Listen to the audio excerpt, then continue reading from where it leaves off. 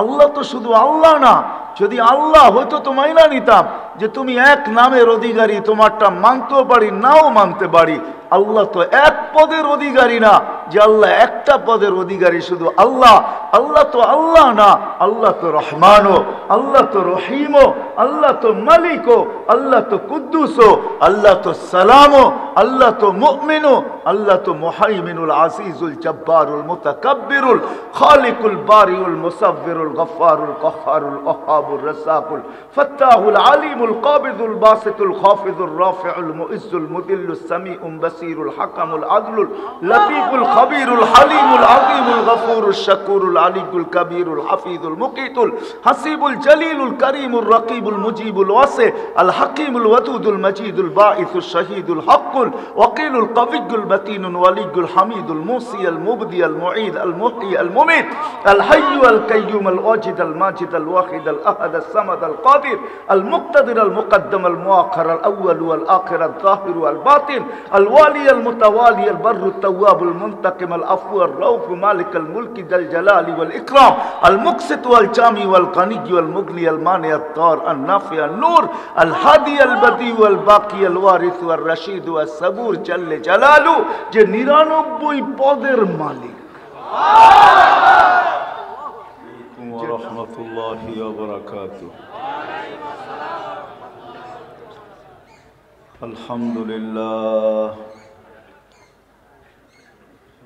الحمد لله الذي خلق الخلائق بإرادته ودحى الأرض بمشيئته ورفع السماء بغير عمد بقدرته الأحد الصمد الذي لم يتخذ صاحبة ولا ولد خلق الخلق وأحصاهم عدد رفع السماء بقدرته بغير عمد بسط الأرض بقدرته على ماء الجمد وقسم الرزق فلا ينسى من خلقه أحد ولم يكن له كفوا أحد الحي القيوم علي العظيم حنان منان جواد كريم فعال لما يريد والصلاة والسلام على حبيبنا المصطفى الذي بعثه إلى الجن والإنس بشيرا ونذيرا وداعيا إلى الله بإذنه وسراجا منيرا أما بعد فأعوذ بالله من الشيطان الرجيم بسم الله الرحمن الرحيم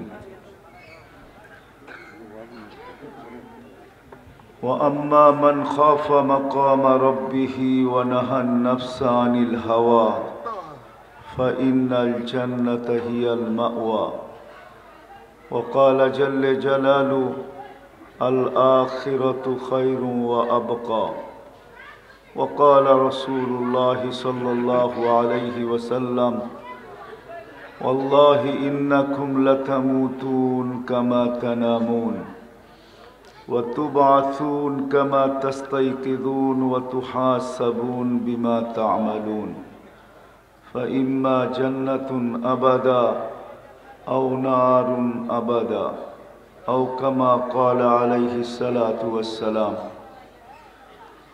অত্র মাহফিলের সম্মানিত সভাপতি, উপস্থিত ওলামায়ে কেরাম, বিভিন্ন এলাকা থেকে আগত মুসলমান ভাইয়েরা, যেই পর্যন্ত লাউড স্পিকারের আওয়াজ পৌঁছতেছে পর্দার অন্তরালে মা ও বোনেরা, কোরআন হাদিস থেকে যতটুকুই তেলাওয়াত করলাম আশা রাখি একই সামনে রেখে কিছু কথা রাখবো, সাথে সাথে দোয়ার দরখাস্ত। আল্লাহ আমাকে, আপনাদেরকে, সমগ্র মুসলমানকে বুঝা, শিখা এবং মানার তৌফিক দান করেন।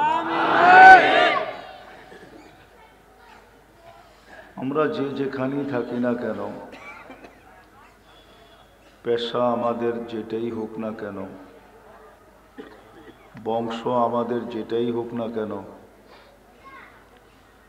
এইভাবেও বলতে পারেন যা আমার গ্রাম যেটাই হোক না কেন, ইউনিয়ন যেটাই হোক না কেন, থানার জেলা যেটাই হোক না কেন, দেশ যেটাই হোক না কেন, বর্ণ আমার যেমনই হোক না কেন, গঠন দেখতে ভালো আর খারাপ যেমনই হোক, যেই কোনো পেশাই আমি অবলম্বন করি না কেন, দুনিয়াতে পা রাখতে দেরি, আমাদের যাত্রা শুরু হতে দেরি হয় না। আমরা সবাই কিন্তু যাত্রী, পা রাখতে দেরি, যাত্রা শুরু হতে দেরি হয় না। আর আমরা যদিও নাকি বসা থাকি, যদিও নাকি দাঁড়ায়া থাকি, যদিও নাকি ঘুমন্ত থাকি,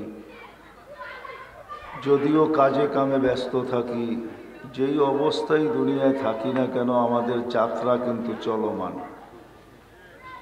আমি বুঝাইতে পারতেছি কিনা জানি না, আমরা সবাই যাত্রী, সর্ব অবস্থায় আমাদের যাত্রা চলমান। এমনকি যখন ঘুমায়া থাকি তখনও আমাদের যাত্রা চলমান। চাই বয়স্ক হোক, চাই যুবক হোক, এমনকি বাচ্চা হোক, যেদিন জমিনে পা রাখছি ওদিন থেকে আমাদের যাত্রা শুরু। আর যাত্রা সর্ব অবস্থায় চলমান। এমন না যে গরিবেরটা চলমান, ধনীরটা থাইমা আছে, তাও না। এমন না মহারথীরটা থাইমা আছে, গরিবেরটা চলমান না, প্রত্যেকের যাত্রা চলমান। আর আমরা সবাই যাত্রী কিন্তু আখেরাতের। গন্তব্য আমাদের আখেরাত। যাত্রার পরিসমাপ্তি ঘটাবে যে জিনিসটা, ওইটার নাম হলো মৌত।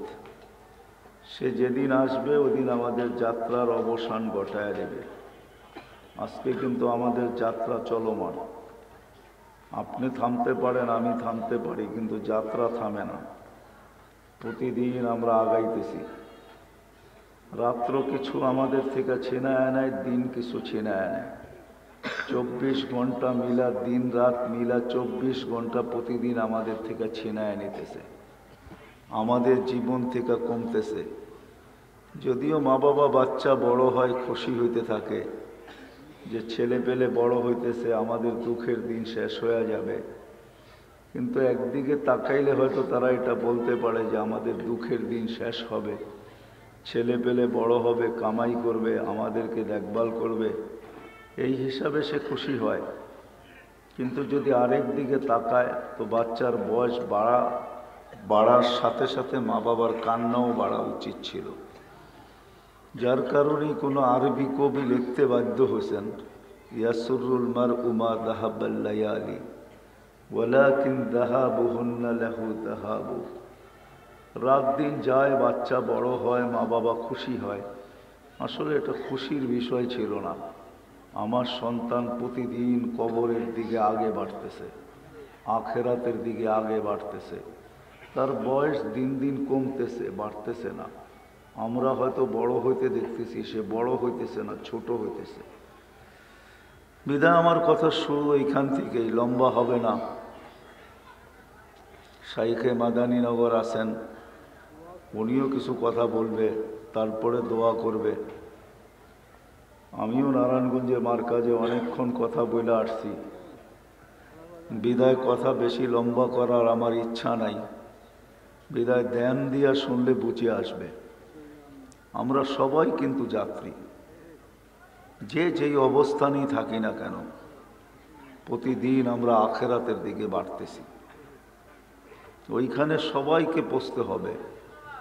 মৃত্যু আমাদের যাত্রার অবসান ঘটায় দিবে। আর মৃত্যু সবার জন্য অবধারিত। এমনকি মালাকুল মউতকেও একদিন মৃত্যুর কোলে ঢোলা পড়তে হবে। সর্বশেষ যেদিন আল্লাহ ওনাকে জিজ্ঞাসা করবে কে বাকি, তো উনি বলবে আনা ওয়া আনতাল হাইয়ুল্লাযী লা তামুত, আমি আর আপনি চিরঞ্জীব। তো আল্লাহ বলবে ফাতামুত আনতা, এবার তুমি মরো, লিআন্নাকা তাহতা আরশি, তুমি আমার আরশের নিচে। ওয়া ইন্নী কাতাবতুল মৌতা আলা মান তাহতা আরশি, আমার আরশের নিচে যে আছে তার জন্য মৃত্যু অবধারিত। বিদায় মৃত্যুর যাতনা আল্লাহ ওনার উপরও ঢালবেন। ওই দিন উনি চিৎকার দিবে আর বলবে, লাউ আলিম তু সাকরাতাল মাউত মা কবাস্তু আরওয়াহাল মুমিনিন। মৃত্যু সম্বন্ধে যদি আমার কিঞ্চিত ধারণাও থাকতো, তো কোনো মোমেন মুসলমানকে আমি এত কষ্ট দিয়ে কোনোদিন উঠায় নিয়ে আসতাম না। বিদায় আপনি যেখানেই থাকেন, 2500-এ থাকেন আর 2.5 কোটিতে থাকেন, আপনাদের থানার নাম তো মাত্র 2500। আপনি 2500-এ থাকেন আর 2.5 কোটিতে থাকেন, সবাই কিন্তু আমরা যাত্রী। আবার অন্যদিকে কথাটা প্রবাহিত করেন না, বোঝানোর জন্য বলতেছি। যেখানেই আমি থাকি, অট্টালিকায় থাকি আর কুড়ের ঘরে থাকি, আপনি আর আমি কিন্তু যাত্রী। বিদায় যদি আপনি ভাবেন যে আমি যাত্রী, আমাকে গন্তব্য পৌঁছতে হবে, তাহলে প্রস্তুতি অবশ্যই নিতে হবে। এইখান থেকে যে প্রস্তুতি নিয়ে যাবে, সেই আখেরাতে ইজ্জত পাবে, সম্মান পাবে, স্থান পাবে, জায়গা পাবে। কেননা দুনিয়ার কোনো জিনিসের মাধ্যমে আল্লাহ কাউকে মূল্যায়ন করবে না। দুনিয়ার মানুষকে হাজারো জিনিস দ্বারা মূল্যায়ন করে। দুনিয়া হাজারো জিনিসের মাধ্যমে মূল্যায়িত হয়। কেউ যৌবন দ্বারা মূল্যায়িত, কেউ শিক্ষা দ্বারা মূল্যায়িত, কেউ দীক্ষা দ্বারা মূল্যায়িত, কেউ টাকা দ্বারা মূল্যায়িত, কেউ পয়সা দ্বারা মূল্যায়িত, কেউ পদ দ্বারা মূল্যায়িত। এমনও আছে যে মানুষ দেশ দ্বারাও মূল্যায়িত হয়। বোঝানোর জন্য বলতেছি, যেমন আমেরিকান মানুষ দেখলেই আমাদের চক্ষু কপালে ওঠে, আমেরিকা, ঠিক না? কি বিরাট বড় কিছু একটা, ঠিক না? মূল্যায়ন করি না আমেরিকান, ক্যানাডিয়ান, অস্ট্রেলিয়ান, ইউরোপিয়ান, ঠিক না? তো মানুষ জাগার দ্বারাও মূল্যায়িত হয়। গুলশানের মানুষ শুনলেই গুলশান, বনানী, ধানমন্ডি, সবাই ভাবে ওইখানে থাকে মানে বড় লোকই। কিন্তু গুলশানের মানুষের চাকরও থাকে। কি চাকরগুলা কি অন্য এলাকায় থাকে নাকি? ওরা গুলশানেই থাকে। কিন্তু জাগারও একটা প্রভাব আমাদের ভিতরে আছে। দুনিয়ায় মূল্যায়িত হওয়ার হাজারো পন্থা আছে। এতগুলা গুনতে গেলে রাতও ছোট হয়ে যাবে, সময় কম হয়ে যাবে। হাজারো দেখানো যায় মূল্যায়িত হওয়ার। দুনিয়ায় হাজারো জিনিস আছে মূল্যায়িত হওয়ার। কিন্তু আমরা যেই জায়গার দিকে যাত্রী, যেইখানে আমরা পৌঁছবো, কসম খোদার ওইখানে মূল্যায়িত হওয়ার মাত্র একটা জিনিসই আছে, আর কিচ্ছু নেই। এক জিনিস দ্বারাই ওইখানে মূল্যায়িত হবে। কোনো বংশ দ্বারা কেউ ওইখানে মূল্যায়িত হবে না। যদি হইতো তাহলে আবু তালেব সবচেয়ে বড় মূল্য রাখার মতো ব্যক্তিত্ব ছিলেন। আবু তালেবের সবচেয়ে বেশি মূল্য হতো। আবু তালেব শরীফ কুরাইশি, শুধু কুরাইশি ছিলেন না, আবু তালেব হাশিমিও ছিলেন। আমি দুই একটা জিনিস আপনাকে দেখাই। শুধু হাশিমি ছিলেন না, আল্লাহ রসুলের চাচা সম্পর্কে আপন চাচা ছিলেন। শুধু চাচা ছিলেন না, ব্লাডের কানেকশন ছিল, ব্লাডের সম্পর্ক ছিল, রক্তের সম্পর্ক। যদি আল্লাহ রসুলের ছোঁয়া পাইলে ভাগ্য খোলে, তো যেই রক্ত আল্লাহ রসুলের শিরা উপশিরায় দৌড়াইতেছেন, ওই রক্তই কিন্তু আবু তালেবের শিরায় উপশিরায় দৌড়াইতেছে। চাচা বাবার জায়গায় হয়, আমার উক্তি আর যুক্তি না। আল্লাহর রসুল বলতেছেন, আল আম্মু বিমনজিলাতিল আব। আজকে তো আমাদের সমাজে বাপেরই মর্যাদা নাই, চাচার মর্যাদা হবে তো হবে কোত্থেকা। কিন্তু আল্লাহ রসুল কিয়ামতের সকাল পর্যন্ত চাচার মর্যাদা বুঝাইছেন, যে চাচা আর বাপ একই জিনিস। আল্লাহ রসুল সামনে বসায় বলছেন, আল আম্মু বিমনজিলাতিল আব। চাচা বাপের জায়গায়, বাপের যতটুকু মর্যাদা চাচার অতটুকু মর্যাদা। আল্লাহ রসুল সারা দুনিয়ায় শিখাইছেন, শুনাইছেন, জানাইছেন। ওই চাচার শরীরে যেই রক্ত, বাতিজার শরীরে একই রক্ত। ছোঁয়া পাইলে যদি ভাগ্য খোলে, আমি দুটা দেখাইতেছি, শুধু ছোঁয়া পাইলে ভাগ্য খোলে না, ছোঁয়া পাইলে আগুন পর্যন্ত হারাম হয়ে যায়। আনাস রাদিয়াল্লাহু তাআলা আনহু দস্তরখান ছিলেন, কখনো উনি আগুন পানি দিয়া পরিষ্কার করতেন না। যখনই পরিষ্কার করার প্রয়োজন হতো, তো আগুনে নিক্ষেপ করতেন, আগুন ময়লা খায়া ফেলত। দস্তরখানকে চকচকা করে ফেরত দিত। এক সাহাবী জিজ্ঞাসা করছে, এই জাদু পাইলা তো পাইলা কোত্থেকা? বলছে, এটা জাদু না, এটা আল্লাহর রসুলের হাতের ছোঁয়া। আল্লাহর রসুল এই দস্তরখানে খানা খাওয়ার পরে হাত পরিষ্কার করছেন। আল্লাহর রসুলের হাতের ছোঁয়ার কারণে আগুন দস্তরখানের ময়লা তো খাইতে পারে, কিন্তু দস্তরখান খাইতে পারে না। যদি হাতের ছোঁয়া পাইলে আগুন ওটাকে খাইতে না পারে, জ্বালাইতে না পারে, তো আবু তালেবের শিরায় উপশিরায় মুহাম্মদুর রাসূলুল্লাহ সাল্লাল্লাহু আলাইহি ওয়াসাল্লামের একই বংশের রক্ত দৌড়াইতেছিল। 44 বৎসর বাতিজাকে বুকে রেখা পালছেন। যদি ছোঁয়ায় ভাগ্য খোলে, আগুন স্পর্শ না করে, তো রক্তে তো আরো কিছু হওয়া উচিত ছিল, ঠিক না? কিন্তু আবু তালেব কি জান্নাতে যাবে? কি বলেন আপনাদের ধারণা? না না না না, এটা তো ছোঁয়ার কথা বলতেছি। ইশারা করলে ভাগ্য খোলে। আল্লাহর রসুল যদি ইশারা করেন তো ভাগ্য খোলে। আল্লাহর রসুল গুইসাবকে ইশারা করছেন, আইয়ুহাদ্দাব। ওলামাদেরকে জিজ্ঞাসা করেন, গুইসাপের হাদিস আছে একটা মশহুর। আল্লাহর রসুল গুইসাবকে ইশারা করছেন, আইয়ুহাদ্দাব। ইশারা করতে দেরি, সে জীবিত হইয়া মাথা উঁচা করে চিৎকার দিতে দেরি করে নাই। গুইসাপের নিজের ভাষা আমি আপনাদেরকে বলতেছি, সে আরবি ভাষায় বলতেছিল, লব্বাইক ওয়া সাদাইক ইয়া যাইনা ওয়াফা ইয়াউমিল কিয়ামা। ও দুজাহানের বাদশাহ, আমার ভাগ্য খুলে গেছে। আপনি ইশারা করতে দেরি, আমার ভাগ্য খুলতে দেরি হয় নাই। যার ইশারায় ভাগ্য খোলে, যার ছোঁয়ায় আগুন ছুঁতে পারে না, যার ছোঁয়া লাগলে খেজুর গাছের ভাগ্য খুলা যায়, যেই খেজুর গাছে আল্লাহ রসুল পিঠ লাগায় জুমার নামাজের খুতবা দিতেন। যখন মেম্বর তৈরি হয়, আল্লাহ রসুল যখন মেম্বরে পা দিলেন, তো খেজুর গাছের থেকে বাচ্চার মতো কান্না আসতে শুরু করলো। পুরো মসজিদটা সবাই তাকাইতেছিল যে বাচ্চা নিয়ে আসছে, তো নিয়ে আসছে কে? কোন বাচ্চাই বা কাঁদে? অনেক তালাশের পরে দেখলেন যে কোনো বাচ্চা না, এই কান্না তো খেজুর গাছ থেকে আসতেছে। আল্লাহর রসুল মেম্বর থেকে নামতে বাধ্য হইলেন, খেজুর গাছের উপরে হাত রাখতে বাধ্য হইলেন, আর তাকে সান্ত্বনা দিতে বাধ্য হইলেন যে হ্যাঁ, আমার ছোঁয়ার থেকে আজকে তুমি বঞ্চিত হয়ে গেলা, বিদায় তুমি চোখের পানি জড়াইতেছ, তুমি বাচ্চার মতো কাঁদতেছ। ঠিক আছে, আমি তোমাকে ছোঁয়াও দিব। আমার পায়ের নিচে, মেম্বরের নিচে যেইখানে আমি প্রথম পা রাখবো, ওইখানে তোমাকে দাফন করে দেওয়া হবে, গায়রা দেওয়া হবে। তোমার উপরে পা দিয়েই আমি প্রতি জুমায় মেম্বরে উঠব। যখনই মেম্বরে উঠবো, তো তোমাকে পায়ের ছোঁয়া দিয়েই উঠবো। আর শোনো, দুনিয়াতে তো তুমি আমাকে খেজুর খাওয়াইতে পারো নাই, ঠিক আছে, তোমাকে আমি জান্নাতেও নিয়ে যাব। আর তোমার জান্নাতের ভিতরে তুমি আমাকে খেজুর দিবে, আর আমি খাবো। আমি কিচ্ছা শোনানো আপনাদের উদ্দেশ্য না, আপনাদেরকে বোঝানো উদ্দেশ্য যে খেজুর গাছ আল্লাহ রসুলের পিঠের ছোঁয়া পাওয়ার কারণে ধন্য হইতে পারে। তো আবু তালেবের শিরায় উপশিরায় তো একই রক্ত দৌড়াইতেছিল, কিন্তু আল্লাহর কাছে আবু তালেবের কোনো পরিচিতি নাই। অথচ রসুলের ইশারায় ভাগ্য খোলে। গুইসাব নিজে বলতেছে আমার ভাগ্য খোলা গেছে। তো আল্লাহ রসুল বলতেছে, তুই আরবি ভাষায় এত সুন্দর বলতেছিস, তো আরেকটু জিজ্ঞাসা করি, লিমান তাবুদ, ইবাদত কার করিস? তো গুইসাব বলতেছে, ফিস সামাই আরশুহু, যার আরশ আকাশে, ওফিল আরদি সুলতানুহু, জমিনে যার রাজত্ব, ওফিল বাহরি সাবিলুহু, সমুদ্রের ভিতরে যার রাস্তা, ওফিল জান্নাতি রহমাতুহু, জান্নাতের ভিতরে যার রহমত, ওফিল নার ইকাবুহু, জাহান্নামের ভিতরে যার শাস্তি।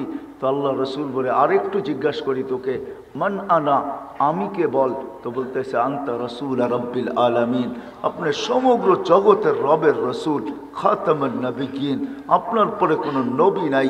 মান আমানা বিকা ফাজ, যে আপনার গোলাম হবে, ওর ভাগ্য আমার মতো খুলে যাবে। ওয়ামান কাযিবা খাবা ওয়া খাসির, যে আপনার গোলাম হবে না, ও চির হতভাগা হবে। ও মেরে দোস্ত, এটাই সত্য। দুনিয়ায় পরিচয় পরিচিতির হাজারো লাইন আছে, মূল্যায়িত হওয়ার হাজারো লাইন আছে, কিন্তু যেই দিকের যাত্রী আমরা, সবাইকে যেখানে পরিসমাপ্তি ঘটাইতে হবে, সবাইকে যেতে হবে। করুণা ডেলি আমাদেরকে আপডেট দেখাইতেছে, করুণা ডেলি আপডেট দেখায়। দুনিয়ার থেকে এত হাজার মানুষ উঠা যাইতেছে, শুধু করুণার আপডেট মিডিয়ায় আসে বিদায় আমরা দেখতেছি এত হাজার। যদি সমগ্র দুনিয়ায় বিভিন্ন রোগে বিভিন্ন অবস্থায় যত লোক মারা যায় সব যদি ডেলি মিডিয়াওয়ালারা আপডেট দিত, তাহলে মনে হয় আমরা এতদিনে পাগলই হয়ে যেতাম। কেননা ডেলি 3 থেকে 3.5 লক্ষ মানুষ ডেলি বিভিন্ন কারণে এই দুনিয়ার থেকে শূন্য হইতেছে। একদিন আসবে আপনি আর আমিও চলে যাব, শুধু ঐতিহ্যগুলা থেকে যাবে। আরেকদিন আসবে দুনিয়াই থাকবে না। আজকেও হাজারো ঐতিহ্য আমাদের দেশেও আছে, অনেক ঐতিহ্য। সোনারগাঁও বেশি দূরে না, আপনাদের জেলারই একটা থানা। হ্যাঁ ঈশাখা নাই, কিন্তু সোনারগাঁও আছে, এটাই সত্য। এটা তো দুনিয়ার দিক দিয়া, ঈশাখা নাই, সোনারগাঁ আছে। দিনের দিক দিয়েও একজন আছে, সোনারগাঁ আছে, কিন্তু আবু তয়ামা রহমতুল্লাহ আলাই নাই। আবু তয়ামা নাই, যিনি 1268 সনে এই নারায়ণগঞ্জের সোনারগাঁর বুকের ভিতরে ইসলামের সর্বপ্রথম চেরাগ জ্বালাইছেন, মাদ্রাসার বুনিয়াদ রাখছেন। যেইখানে উনি মাদ্রাসা বানাইছেন, ওনার ওই লেখা কি বলে এটাকে, প্লেকার্ডটা আছে, যেটার ভিতরে উনি লেখা লাগাইছেন, ওটা লেখা আছে। এখনো সোল লেখার পাথরটা আছে, কিন্তু উনি নাই। এটাই সত্য। একদিন আসবে আপনার আমি থাকবো না। আমরা সবাই আখেরাতের যাত্রী, কিন্তু দুনিয়ায় হাজারো পরিচয় পরিচিতির ব্যবস্থা আছে, হাজারো লাইনে মানুষ মূল্যায়িত হয়, মানুষকে হাজারো ভাবে মানুষ মূল্যায়িত করে, হাজারো জিনিসের জন্য মূল্যায়িত করে, মূল্য দেয়।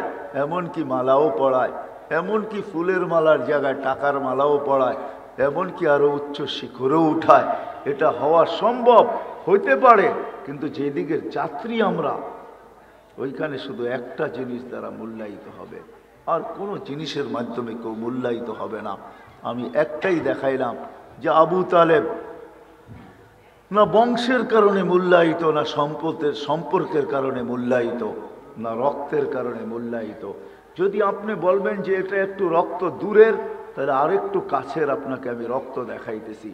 নবীর শরীরে যেই রক্ত, বাপের শরীরে যেই রক্ত দৌড়ায়, সন্তানের শরীরে ওই রক্তই দৌড়ায়। সন্তান মা বাবার অংশ হয়, অংশ। আল্লাহর রসুল ফাতেমা রাদিয়াল্লাহু তাআলা আনহুকে বসায় বলছেন, ফাতেমা তো বোজাতু মিন্নি, ফাতেমা আমার অংশ।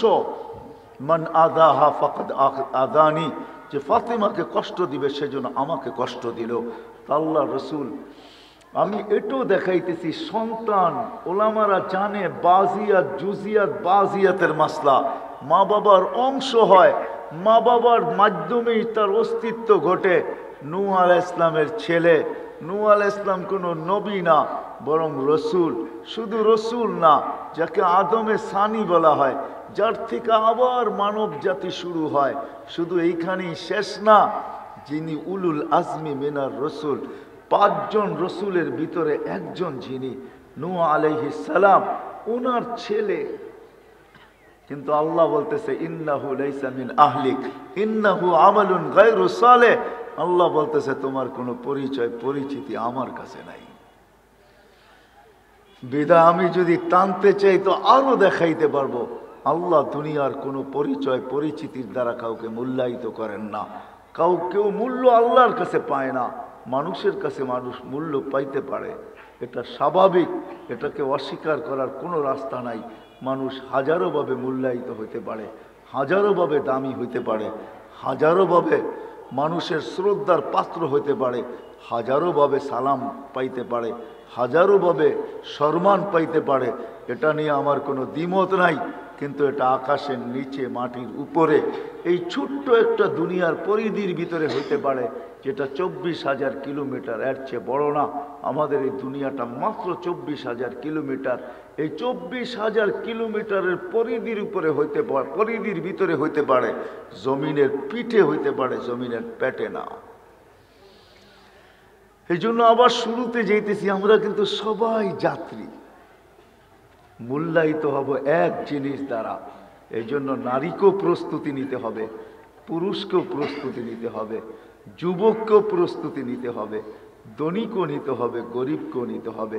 যে প্রস্তুতি না নেওয়া যাবে এটাও সত্য, ওইখানে সময় পাওয়া যাবে, কিন্তু প্রস্তুত হওয়ার কোনো সুযোগ পাওয়া যাবে না। আজকে সময় হয়তো কম, 60-70 বৎসরের সময় আজকে, এর বেশি আল্লাহ কাউকে দেন না এবং দিবেনও না। যাদেরকে দিবেন তাদের সংখ্যা অতি অল্প। এটা আমার কথা না, আল্লাহ রসুলের কথা। আমার উম্মতি বাইনা 60 ও 70 কলিলুম মা ইয়াতাজাওয়াজুন। আমার উম্মত 60 পাবে অথবা 70 পাবে, এর চেয়ে বেশি যারা পাবে তাদেরকে হাতের করে গোনা যাবে। বিদায় এখানে সময় কম, সুযোগ কম, সময় কম, সুযোগ কম, কিন্তু এইখানে প্রস্তুতির মূল্য আছে, এইখানে প্রস্তুতি নেওয়ার ক্ষেত্র আছে। ওইখানে সময় পাওয়া যাবে, মূল্য পাওয়া যাবে না। সময় পাওয়া যাবে, ওটা ক্ষেত্র হবে না। এইখানেই ক্ষেত্র প্রস্তুতির। এই জন্য আল্লাহ রসুল বুঝাইতে চেষ্টা করছেন। আমরা আপনাদেরকে বুঝাইতে পারি, আল্লাহ মানুষকে বুঝায়, রসুল মানুষকে বুঝায়, বাধ্য করে না। আল্লাহ কাউকে বাধ্য করেন নাই। আল্লাহ ইচ্ছা করলে বাধ্য করতে পারত যে আজান হবে মসজিদে আসবে না, এটা কোনো দিনও সম্ভব ছিল না যদি আল্লাহ বাধ্য করতেন। কেননা আল্লাহ আকাশকে খুঁটি ছাড়া বাধ্য করছেন। এটাই আল্লাহ বলছেন উনদুরিলা সামাই ওয়া ইরতিফাইহা, আকাশ দেখ, উচ্চতা দেখ, তারাও নাহু বিগাইরি আমাদ, কোথাও তুমি খুঁটি পাবে না। বিজ্ঞান তৈরি করতে করতে করতে দূরবীনের নামই দিয়া ফেলছে হোবল। নাসার সবচেয়ে পাওয়ারফুল দূরবীনের নাম হইল হোবল। ওটা দিয়া তালাশ করা দেখছে, কোথাও কোনো খুঁটি নাই। আল্লাহর কথাই সত্য, তারাও নাহু বিগাইরি আমাদ, খুঁটি ছাড়া আমি দাঁড় করাইয়া দিছি। একটা না, সাবা সামাওয়াতিন তিবাকা, একের পরে এক 7টা, এক সমান বড় না। একটা ছোট্ট তুলনা দিলে বোঝা যাবে। আপনাদের এই মাঠের ভিতরে যদি একটা মার্বেলকে রেখা দেন, একটা মার্বেল রাখেন মিডলের ভিতরে, মার্বেলটা মাঠের তুলনায় যতটুকু ছোট, প্রথম আকাশটা দ্বিতীয়টার সামনে এরকমই ছোট। কোনো পাতলা কাগজ রাখেন নাই আল্লাহ আকাশকে, এক একটা আকাশ মোটা হইল 500 বৎসরের রাস্তা।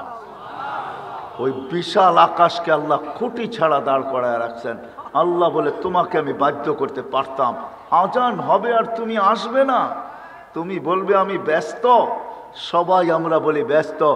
গ্রাম বলেন আর গঞ্জ বলেন, হাট বলেন আর বাজার বলেন, গ্রাম বলেন আর শহর বলেন, হাট বলেন আর বাজার বলেন, ক্ষেত বলেন আর খামার বলেন, অফিস বলেন আর আদালত বলেন, মিল বলেন আর কারখানা বলেন, রোড বলেন আর ঘাট বলেন, প্রত্যেক স্থানের মানুষ আজান শুনে তারপরও বলে ব্যস্ত।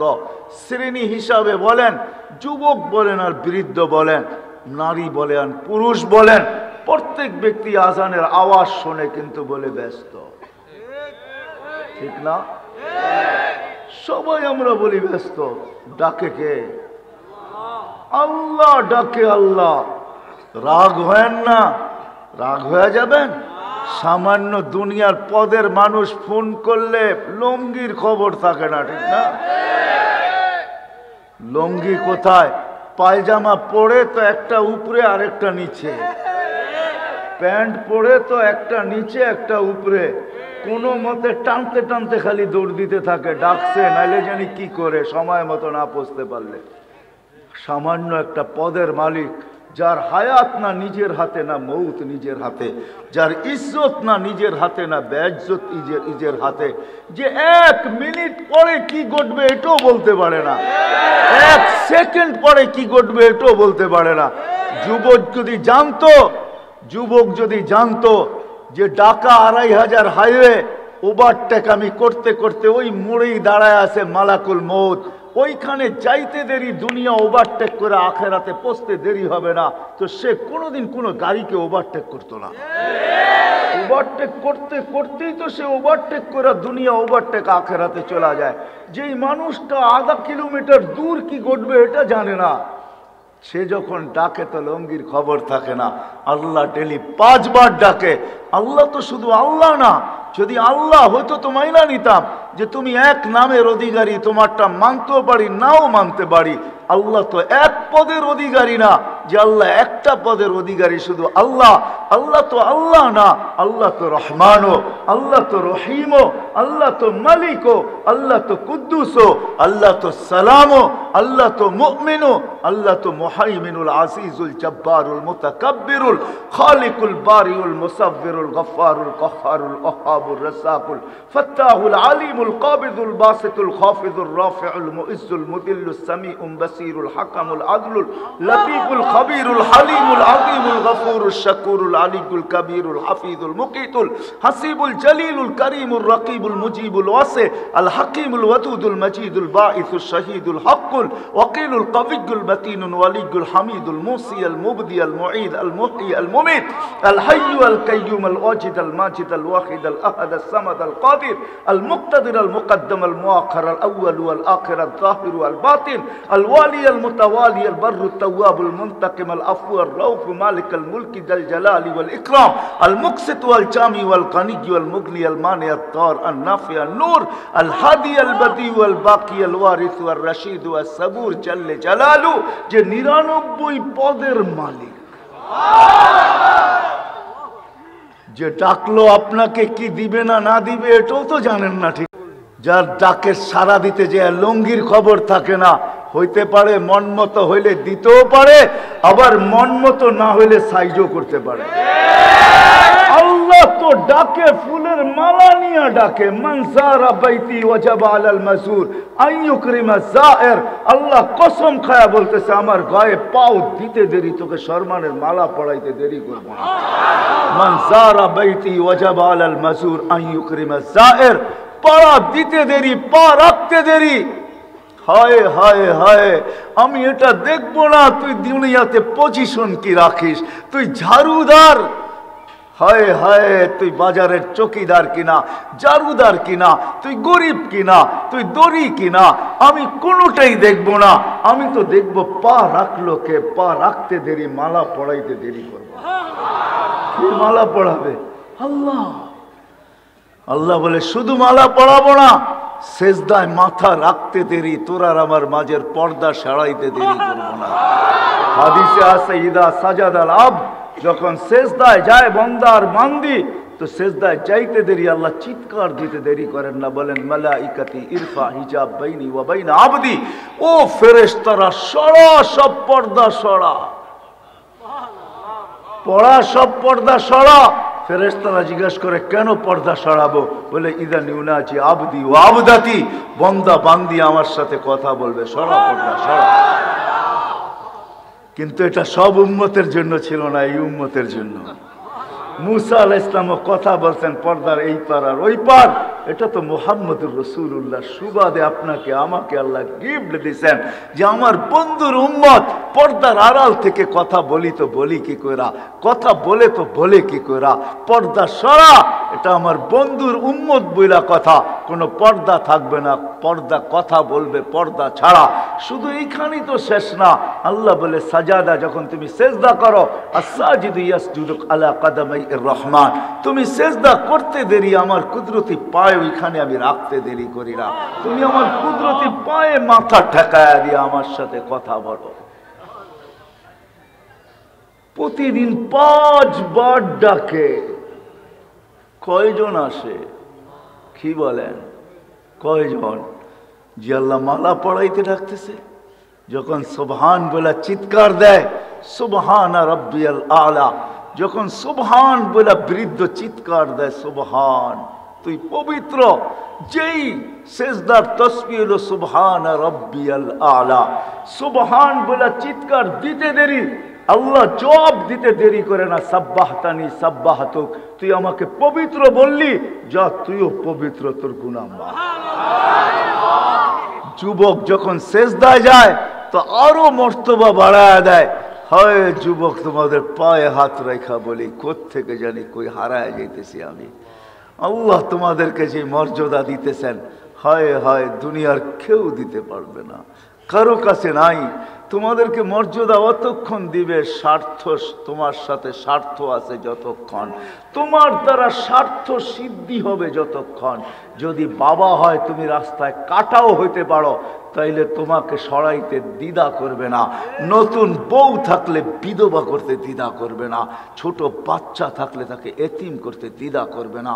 দুনিয়ার মানুষ কাউকে সম্মান দিতে জানে না, জানে তো বানানেওয়ালা মালিক। তুমি সেজদায় চাইতে দেরি, আল্লাহ ফেরেশতাদেরকে ডাইকা দেখাইতে দেরি করে না। ফেরেশতাদেরকে বলে উনদুরিলা হাদা সাব, এই যুবকের দিকে তাকা, কি করতেছে? আল্লাহ জানে কি করতেছে। তারপর আল্লাহ জিজ্ঞেস করতে চাইতেছে কি করে? তোমার কুদরতি পায়ে মাথা ঠেকায়া দিছে। জালা আজলাহু ওয়া মাজালাহু লি আজলিক, সবকিছু বিসর্জন দিয়া তোমার কুদরতি পায়ে মাথা রেখা দিছে। আল্লাহ বলে ফাশহাদু হাদা আবদি হাক্কা, সাক্ষী থাকো এ আমার পারফেক্ট বান্দা, ইন্নী উবাহি বিহিল মালাইকা, সাক্ষী থাকো তোমাদের উপর আমি যুবককে নিয়ে গৌরব করি। কে গৌরব করে? কে গৌরব করে? এরকম যদি তোমার জীবনে চলতে থাকে আর এটাই যদি তুমি অভ্যস্ত হও, তো একটা দিন আসে তো আল্লাহ তোমাকে দেখলে লজ্জা পায়। যখনই তোমাকে দেখে তো আল্লাহ সম্বোধন করে লাউলা ইয়া শাবাব, ও যুবক তুই যদি না থাকতি দুনিয়াতে, লাজালতুস সামা হাদিদা ওয়াল আরদা সাফসাফা, আমি আকাশ লোহার জমিন তামার, বৃষ্টির একটা ফোঁটানা শস্যের একটা দানা না, বাল আনজালতু আলাইহিমুল আযাবা সাব্বা, একের পর এক আযাব দিয়া ধ্বংস করে দিতাম। কিন্তু পারি না তো, তোর চেহারা দেখলে পারি না। বলো, তোমার চেহারা দেখলে আল্লাহ লজ্জা পায়। ওইখান থেকে বাহির হয়ে গেছি মেরে দোস্ত। আল্লাহ দুনিয়ার কোনো জিনিস দেখেন না। মানুষ হাজারো জিনিসের মাধ্যমে মূল্যায়িত করে, কিন্তু আল্লাহ কোনো জিনিসের মাধ্যমে দুনিয়ার কোনো জিনিসকে দেখেন না। না রং দেখেন, না ঢং দেখেন, না বংশ দেখেন, না বুলি দেখেন, না সোসাইটি দেখেন, না দেশ দেখেন, না পেশা দেখেন, না কিছু দেখেন। আল্লাহ কিচ্ছু দেখেন না। আল্লাহ দেখে বাস এই প্রস্তুতি কে নিল, কে প্রস্তুতি নিয়ে পৌঁছতে পারলো গন্তব্যে, আল্লাহ এটাই দেখেন। যে প্রস্তুতি নিয়ে গন্তব্যে পৌঁছবে আল্লাহ তাকেই মূল্যায়ন করবেন। যদি তা না হতো তাইলে ওই ফেরাউনের বাড়ির কাজের মহিলা তার কবর থেকে 2500 বৎসর পরে কোনোদিন সুগ্রাণ বাহির হতো না। আজকেও রাখা আছে জর্ডানে, যান না। আমি ঘুরে আসছি, আপনারাও ঘুরে আসেন। আমি তো ঘুরা জিনিসই, চোখে দেখা জিনিসই আপনাদের সামনে রাখতে চাইতেছি। আমি দেখা আসছি, আপনারাও দেখা আসেন। জর্ডানে ওই মাস্টার কবর রাখা আছে, জর্ডান আর মিশরের বর্ডারে রাখা আছে। জান আজকেও তার কবর থেকে সুঘ্রাণ বাহির হইতেছে। আল্লাহ রসুল জিজ্ঞাসা করছে কতদিন বাহির হবে?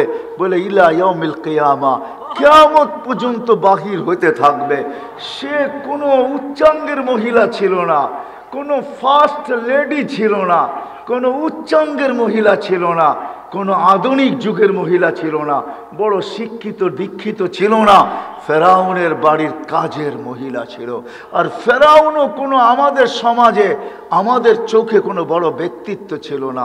রাজা ছিল বটে, কিন্তু তার মতো এরকম নাফরমান দুনিয়াতে আসেও না, আর কিয়ামত পর্যন্ত আসবেও না। দুনিয়ায় কেউ তার মতো দাবি করে না, আর করবেও না। সেই একমাত্র দাবি করছিল আমি শুধু খোদা না, খোদারও বাবা। তার ঘরে যেই মহিলা থাকতো তার কবর থেকে এখনো সুঘ্রাণ বাহির হইতেছে, এখনো। জান দেখা আসেন, সে জীবনটাকে গড়ছিলেন।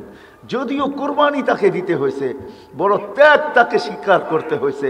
যদিও ফেরাউনের তেলে, জ্বলন্ত তেলে, টকবক ফুটন্ত তেলে তাকে জ্বলতে হয়েছে।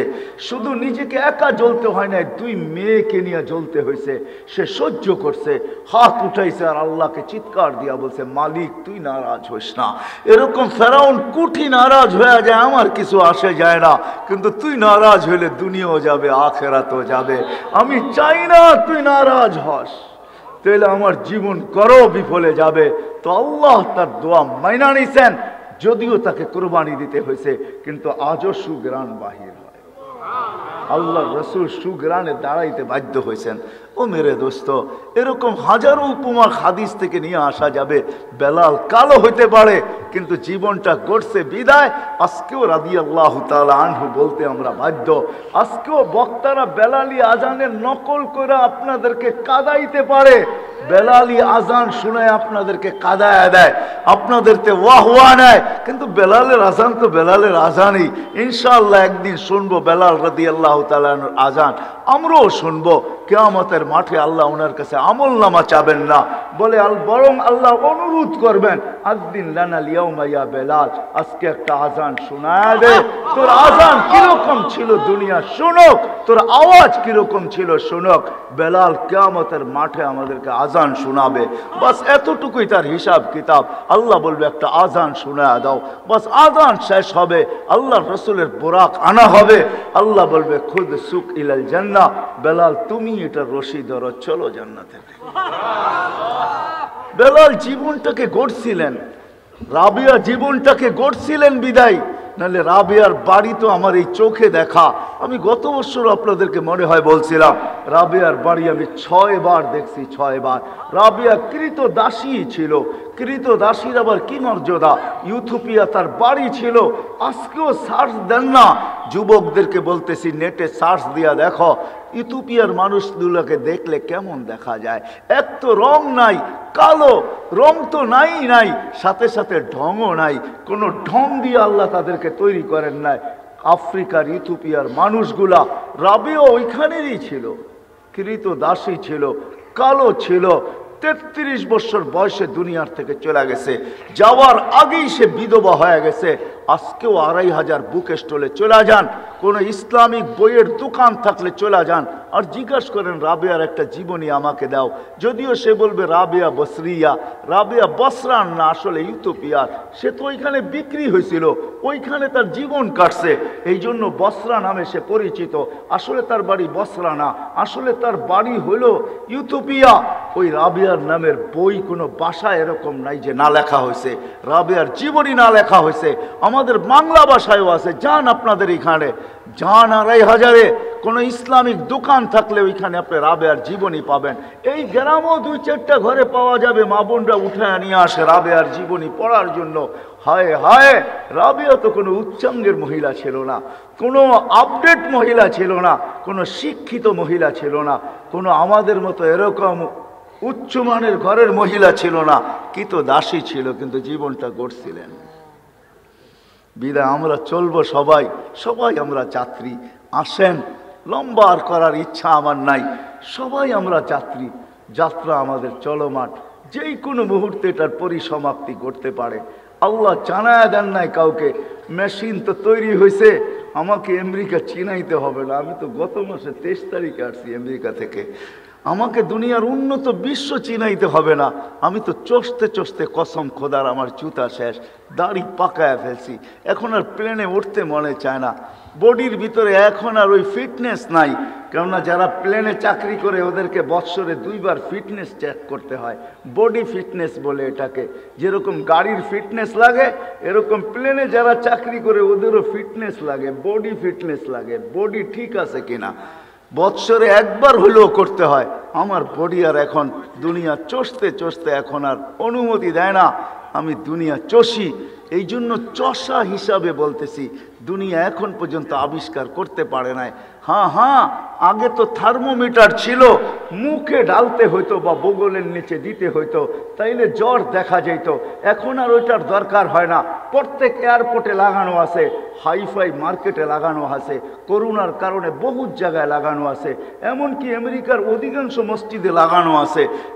মুসল্লিও জানে না, সে যাইতেছে, একজন মনিটরিং করতেছে, সে যাইতেছে, ফ্লাশ হইতেছে, তার তাপমাত্রা কতটুকু বৈশা বৈশা কামরায় দেখতেছে, যার দেখতেছে তাপমাত্রা বেশি জ্বর, তাকে ওইখানেই থামায়া দিতেছে, থামো, তুমি ভিতরে ঢুকবে না, তোমার জ্বর আছে, হইতে পারে তা করুণও হইতে পারে, তোমার দ্বারা আরও 10 জন আক্রান্ত হইতে পারে, তাকে ওইখানেই থামায়া দেওয়া হয়। এতটুকু মেশিন পর্যন্ত এখন আবিষ্কার হয়ে গেছে যে আপনি জানবেনও না, আপনার জ্বর বহুত দূর থেকে মেপা নিবে, অগোচরে মেপা নিবে। এখন আর মুখের ভিতরে ঢুকাইতে হয় না, এখন আর বগলের নিচে দিতে হয় না। দুনিয়া উন্নত হয়েছে বটে, কিন্তু কোনো মেশিন এখনো আবিষ্কার হয় নাই, কোনো অ্যাপস এখনো আসে নাই। আমাদের যুবকরা এক অ্যাপস নামায় নেয়, আরে বোঝো তো আমার কথা, বোঝো তো তোমরা? না বুড়ারা না বোঝো, তোমাদের তো বোঝার কথা। কোনো অ্যাপস এখনো আবিষ্কার করতে পারে নাই যেটার ভিতরে আঙ্গুল দিলে বলে দিবে আমি কবে মরব, ঠিক না? কোনো দিন আবিষ্কার হবে না। আমাদের যাত্রার পরিসমাপ্তি কখন ঘটবে? এই জন্যই সূর্য ডেলি চিৎকার দিতে দিতে ওঠে, যদিও তার চিৎকার আমাদের কারো কানে আসে না। খোদার কসম সে চিৎকার দেয়, আনা ইয়াউমুন জাদীদ, আমি নতুন দিন, আলা আমালিকা শাহিদ, আমার আলোতে তুই যা করবি যুবক সব আমার কাছে রাখা আছে, সবগুলা সাক্ষী আমি নিজে দিব। তুই ভাবতেছিস মেমোরি কার্ড তোর কাছেই আছে? না না না, আল্লাহ আমার রশির ভিতরে মেমোরি কার্ড ঢুকায়া দিছে, আমার কাছেও মেমোরি আছে। আমার আলোতে যে করবে ওটা আমি সাক্ষী বহন করব। ফাগতানিম, সুবর্ণ সুযোগ মনে করলেন, আউত ফি হায়াতিকা আবাদা, আর কোনোদিন আমি তোর জীবনে উঠতে নাও পারি। প্রতিদিন সূর্য চিৎকার দিতে দিতে ওঠে।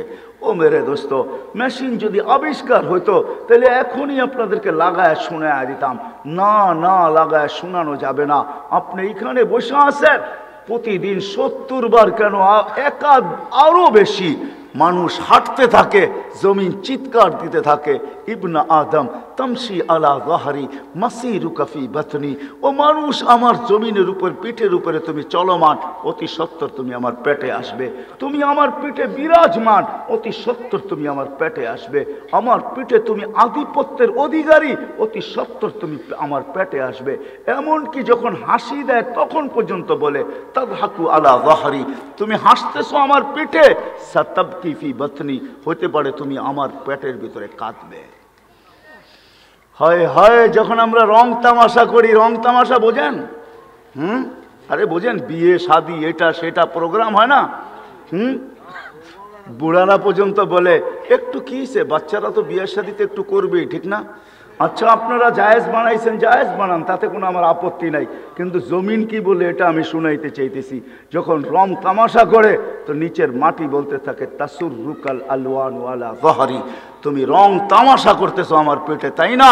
তাকুলুকা দুধ ফি বাতনি, কিরা মাকড় তোমার আমার পেটে খাবে।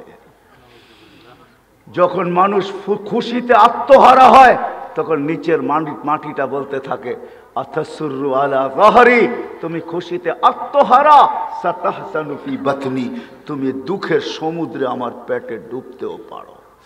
আবার এমনও লোক আছে যারা জমিনের উপর দিয়ে হাঁটে আর মাটি বলতে থাকে, মাতা মাসিরুকা ইলা বাতনি, তুমি আমার পেটে কবে আসবে?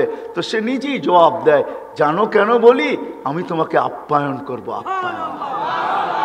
তারই লাশটা যখন কবরের পাশে যায় তো কবর চিৎকার দিয়া বলে, বলছি না তোমাকে আপ্যায়ন করব, তুমি চলে আসছো তাই না?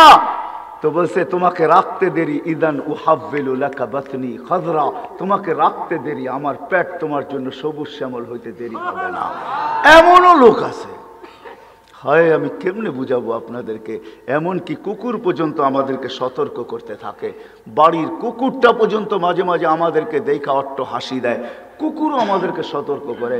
বাইজিদ বুস্তামি রহমতুল্লাহ আলাই নিজে লেখছেন, উনি নিজে বলছেন, কুকুর যখন ঘেউ ঘেউ করতে থাকে, শুধু ঘেউ ঘেউ করতে থাকে না, কুকুর অপরিচিত মানুষকে দেখলেই ঘেউ ঘেউ করে, যাকে 2-4-5 বার দেখা ফেলছে, যাকে 2-4-10 বার সতর্ক করা হয়েছে, আর তাকে দেখলে কোনো আওয়াজ করে না, লেজকে গুটায়া দেয়। তখন মনে মনে বলতে থাকে, তোকে বহু সতর্ক করছি, আর প্রয়োজন মনে করি না, কিন্তু নতুন কাউকে দেখলেই সে আওয়াজ করা শুরু করে। আসলে সে আওয়াজ করে না, সে বলে, ইবনা আদম আনকিদ নাফসাকা মিন গাযাবিল জাব্বার, ও মানুষ, তুই তোকে আল্লাহর গজব থেকে বাঁচা না, লিআন্নাকা উকুদুন নার, কেননা তুই যদি না বাঁচাইতে পারলি তো জাহান্নামের ইন্ধন তুই হবি। কিয়ামতের দিন তো আমাকে হুকুম করা হবে, আমি মাটি হয়ে যাব, আমি তোর মতো ইন্ধন হব না। এই জন্য যাত্রা আমাদের সবার চলমান, আমরা আখিরাতের যাত্রী, পরিসমাপ্তি মৌত এসে ঘটায় দিবে। প্রস্তুতির ক্ষেত্র এটাই, এইখানে সময় পাওয়া যাক আর না যাক, ব্যস্ততা যতই বেশি হোক, ক্ষেত্র কিন্তু এটাই, এইখানেই মূল্য পাওয়া যাবে। ওইটা ক্ষেত্রও না, ওইখানে সময় পাওয়া গেলে মূল্যও পাওয়া যাবে না, আর ওই আখেরাত আমাদের ক্ষেত্রও না। মানুষ সময় বহুত পাবে, কবরে 30,000 বৎসর পাবে, কিয়ামতের মাঠে আল্লাহ দাঁড় না করায় দেখ, 50,000 বৎসর কেটে যাবে, বলবেন ওইখানে করে নিব, কোনোদিন সম্ভব না। ক্ষেত্র এটাই, বিদায় যদি বুঝে আইসা থাকে। এই জন্যই আল্লাহ প্রস্তুতির জন্যই আল্লাহ ডেলি আমাদেরকে ডাকতে থাকে। আল্লাহ বুঝায়, রসুল বুঝায়, যেটা আমি থেকে হারায় গেছি আল্লাহ আমাদেরকে বাধ্য করেন না, আল্লাহ রসুলও বাধ্য করেন নাই, আমরাও আপনাদেরকে বাধ্য করব না, বুঝাইতে চেষ্টা করব। বিদায় বুঝাইতেছি, আল্লাহ বাধ্য করে না, নাইলে ওইখান থেকে আমি বাহির হয়ে গেছি যে আল্লাহ আজান দিবে আর আপনি আসবেন না, এটা হবে না। আপনি বলবেন আমি রতি, আল্লাহ বলবে তুমি রতি না, মা আম্মাহিনা। এই জন্য এক বাদশার কথা মনে উঠলো, ইয়াজিদ বিন মুহাল্লাব ইসলামী জগতের বিরাট বড় প্রতাপশালী বাদশাহ ছিলেন, মালিক ইবনে দিনার রহমতুল্লাহ আলাইহির জামানায় ছিলেন। তো একদিন বাহির হইতেছিলেন, ঘরের থেকে বাহির হইতেছিলেন। আর রাজা বাদশারা যখন বাহির হয় তখন তো দুনিয়া দেখতেই থাকে ওনারা কিভাবে বাহির হয়। একা একই বাহির তো হয় না, সামনে পিছিয়ে ডাইনে বামে লোকজন থাকে। তো মালিক ইবনে দিনার উঁচু জায়গার থেকে দাঁড়ায় দাঁড়ায় দেখতেছিলেন। যখন বাদশার চোখে চোখ পড়ছে তো উনি একটু বেকা চোখে দেখছেন। বেকা চোখ বুঝেন? একটু ক্রিটিসাইজমূলক ভঙ্গিতে দেখছেন। তো বাদশাহ ডাইকা পাঠাইছে, এদিকে আয়, তুমি কি আমাকে চিনো না? তো বলছে আমি তোমার চেয়ে তোমাকে ভালো চিনি। তো বাদশাহ কাইপা উঠছে। বাদশাহ ছিল, প্রতাপশালী ছিল, কিন্তু বেয়াদব ছিল না, আদবওয়ালা ছিল।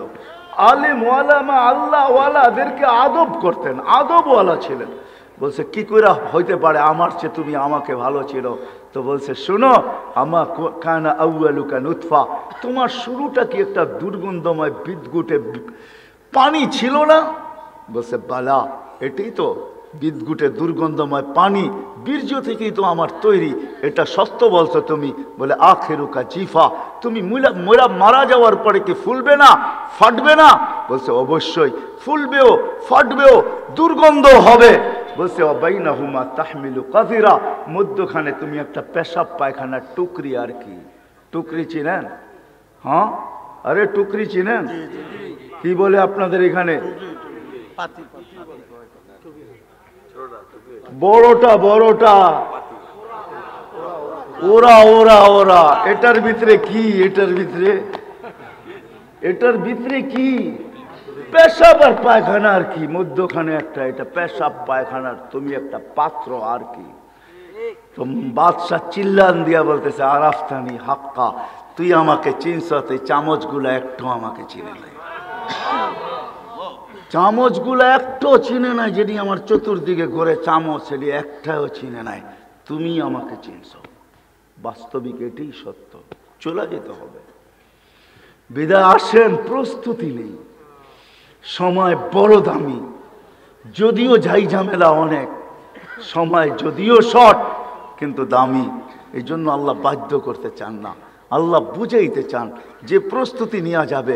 শোনায় দিছেন, দেখায় দিছি, একটা না দুটা না হাজারও দেখান যাবে, শ্রেণী ব্যাধ হিসাবে দেখানো যাবে। আপনি কি ভাবেন? প্রস্তুতি নিছিল আব্দুর রহমান ইবনে আউফ। আপনার আমি কয় টাকার মালিক? ডলার উঁচা দেখি আপনি অনেক দামি। ও মেরে দোস্ত, কয় টাকার? আব্দুর রহমান ইবনে আউফ আশারায় মুবাশশারার একজন। যখন দুনিয়ার থেকে বিদায় নেয় তখন ক্যাশ টাকা ছিল 48-47 লক্ষ কোটি টাকা। সোনার উপর টাকা ছিল 47 লক্ষ কোটি। যান ইতিহাস পড়ে দেখেন, 47 লক্ষ কোটি ছিল। কয়েক মিলিয়ন দাম বর্তমানে এক একটা ঘোড়ার, কয়েক মিলিয়ন দাম এক একটা ঘোড়ার। আপনার আমার টাকা না, দেড়হাম দাম, দেড়হাম। আরবি ঘোড়া, এরকম ঘোড়া ছিল 4000। বাকিগুলা বললাম না, প্রত্যেকটা বলা যায়।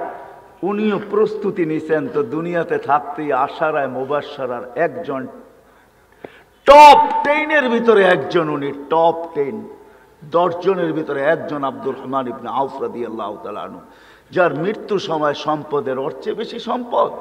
আপনাদের বাংলাদেশের ন্যাশনাল বাজেট হয়েছে এবার মাত্র 6 লক্ষ কোটি টাকা। বাঙ্গারিগুলা বাদ দিলাম, আব্দুর রহমান ইবনে আউফ রাদিয়াল্লাহু তাআলা আনহুর বাঙ্গারিগুলা আছে, ওগুলো আমি বললাম না। 6 লক্ষ কোটি টাকা আমাদের ন্যাশনাল বাজেট হয়েছে। আব্দুর রহমান ইবনে আউফের রাদিয়াল্লাহু তাআলা আনহুর মৃত্যু লগ্নে ছেলে সন্তানের জন্য রাইখা গেছেন 47 লক্ষ কোটি টাকা। উনিও প্রস্তুতি নিয়ে আশারায় মুবাশশারা হয়েছেন। আপনি ভাববেন আমি টাকার বোঝায় আশারায় আমাকে করতে পারতেছি না। আমাদের কাছে তো কিছু হইলেই আমরা বলি মরার সময় নাই, আমি সময় দিব তো কোত্থেকে দিব, ঠিক না? হ্যাঁ, না না, আসেন পায়ে পড়ি আপনাদের। চলে যেতে হবে, চলে যেতে হবে, বিদায় প্রস্তুতি নিয়ে যেতে হবে। নারীকে, পুরুষকে, যুবককে, বৃদ্ধকে যে প্রস্তুতি নিয়ে যাবে সে আল্লাহর কাছে আল্লাহর কাছে মূল্যায়িত হবে। কেমন মূল্যায়িত? আল্লাহ তাকে সালাম দেবে। আল্লাহ সালাম কওলাম মির রব্বির রহিম। আল্লাহর সালাম সৃষ্টির সালামের মতো হবে না। আল্লাহ তো ওই কার্ড গলায় পড়ায় দিবে। কিছু কার্ড আছে, কিছু ক্ষেত্র আছে, কিছু জায়গা আছে, ওটা গলায় ঝুলায় যাইতে হয়। ওই গলায় ঝুলায় গেলেই মূল্য পায়, গলায় না ঝুলায় গেলে মূল্য পায় না। তা আল্লাহ ওই সালামের কার্ড গলায় পড়ায় দিবে। যেইখানে যাবেন ওইখানেই সালাম পাইতে থাকবেন, দিতে থাকবে। সালামের মালা আল্লাহ পড়ায় দিবে। ওই প্রস্তুতি নেওয়ার জন্য, সহজভাবে প্রস্তুতি নেওয়ার জন্য, যাতে সহজে নিতে পারি, এটার জন্যই আল্লাহ মুহাম্মদুর রাসূলুল্লাহ সাল্লাল্লাহু আলাইহি ওয়াসাল্লামকে প্রেরণ করছেন। আল্লাহ রসুল ক্ষেত্র বিশেষ, শ্রেণী বিশেষ, স্থান বিশেষ, জায়গা বিশেষ, প্রত্যেক ব্যক্তি বিশেষ, প্রত্যেক ব্যক্তিকে প্রস্তুতির রাস্তা দেখাইছেন। ওই যেটাকে নবীওয়ালা আল্লাহর রসুলের জীবন বলে, যেটার উপরে আল্লাহ গ্যারান্টি দিতেছেন, লাকাদ কানা লাকুম ফি রাসূলিল্লাহি উসওয়াতুন হাসানা। ওই আদর্শ দিছেন, ওই ক্যারিয়ার দিছেন, ওই জীবন দিছেন, ওই লাইফ স্টাইল দিছেন। আজকে তো দুনিয়া বলে লাইফ স্টাইল চেঞ্জ করো, উন্নত করো, তাইলে তুমি সুখী হবে। আমাকে দেখাইতে হবে না। রাগ হয় না, রাগ হয় না। আমার এখানে হাজারো কান্নাও লুকানো আছে, হাজারো হাসিও লুকানো আছে। এই বছরও আমি কানতে কানতে কোনো এক পর্বে আমেরিকাতে কানতে আমি বাধ্য হয়েছি। আমার চোখে পানি আসছে, আমার এখানে কান্নাও আছে, হাসিও আছে। আমাকে কোনো জিনিস দিয়ে বুঝাইতে চেষ্টা করেন না। আমি তো চোখে দেখতে দেখতে দেখতে দেখতে দেখতে দেখতে আমার চোখের আলো কইমা আসতেছে। এই জন্য বুঝাইতে চাইতেছি আপনাদেরকে, মেরে দোস্ত, এটাই সত্য। লাইফ স্টাইল চেঞ্জ করলেই, উন্নতি হলেই আমরা সুখী হব এমন না। আল্লাহর মুহাম্মদুর রাসূলুল্লাহ সাল্লাল্লাহু আলাইহি ওয়াসাল্লাম এক লাইফ নিয়ে আসছেন, এক জিন্দেগি নিয়ে আসছেন, এক আদর্শ নিয়ে আসছেন, এক তরিকা নিয়ে আসছেন, এক জীবন নিয়ে আসছেন, এক জীবন গড়ার পদ্ধতি নিয়ে আসছেন। এটা যে গ্রহণ করবে সে দুনিয়া তো সুখী হবে, আখিরাত তো সুখী হবে। এটা বয়ান দিয়ে বোঝানো যাবে না। এটা তো শিখতে হবে, শিখতে হবে। এটা শিখতে হবে, যুবককেও শিখতে হবে, বৃদ্ধকেও শিখতে হবে, নারীকেও শিখতে হবে, পুরুষকেও শিখতে হবে। যে শিখবে তার জীবন সুখের হবে, তার প্রস্তুতি কমপ্লিট হবে।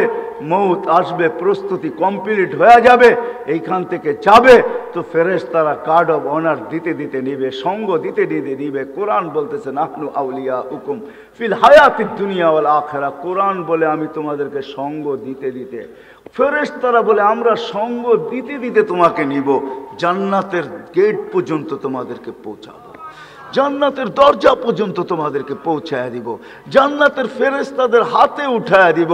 ওরা আবার তোমাকে রিসিভ করবে, তো গার্ড অফ অনার দিয়ে রিসিভ করবে। ওরাও বলবে সালামুন তিবতুম ফাদখুলুহা খালিদিন। ওরা সুন্দর জীবন বানায় আসছো। এই জন্য মেরে দোস্ত কথা শেষ। শিখেন, আল্লাহ রসুলের জিন্দেগি শিখেন। বাংলাদেশের জন্য সহজ এটা, দুনিয়ার আদার কোনো দেশের জন্য এত সহজ না।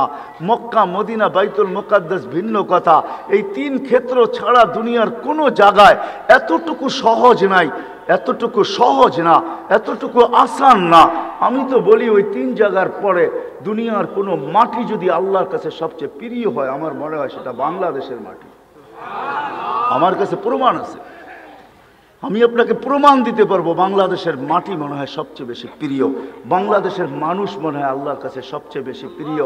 নাইলে আল্লাহ রসুল এই উক্তি কেন করবেন যে বাংলাদেশের মানুষ সরল সহজ, বাংলাদেশের মানুষ সাদা সিধা? তাইলে বাংলাদেশের এই অবস্থা কেন হবে?